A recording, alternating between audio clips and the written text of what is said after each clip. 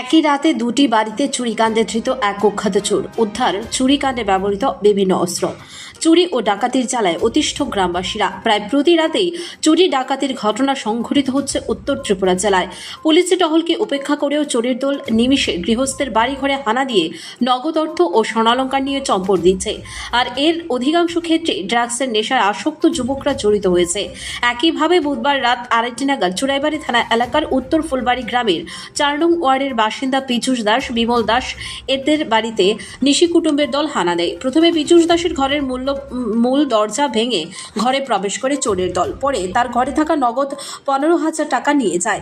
এরপর হানা দেয় পাশের বাড়ির বিমল দাসের বাড়িতে।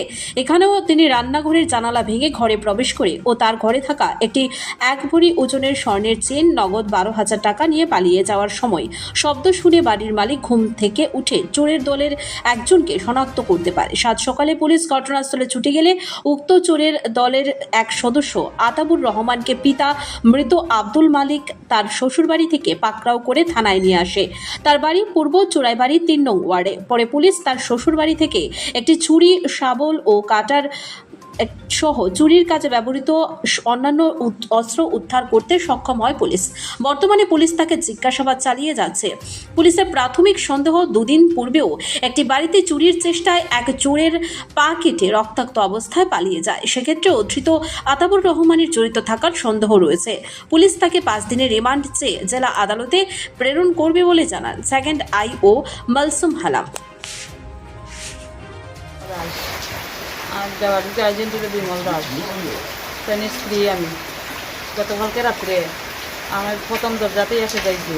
সে যাইয়া এইদিকে না পারিয়া জানালার দিকে গেছে, এইদিকে জানালা শুকাইছে, শুকাইয়া জানালার দিকে ঢুকছে। ঢুকিয়া ঘরের দিনগুলো আমার শ্বশুর তখন এই রুমে ঢুকছে।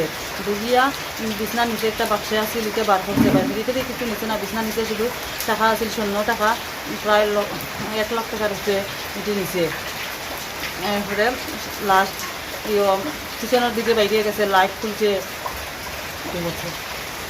পুলিশকে খবর দিয়ে দিচ্ছি। পুলিশ আইছে, আইয়া এটা দেখিয়া 7:30 দিকে তুলে উঠে আনছে। বিচার চাইছে মানে আমার টাকা যেন ক্ষতিগ্রস্ত হয়েছে, এটি দরজা ভাঙছে, জানালা ভাঙছে, কত কষ্ট চাই।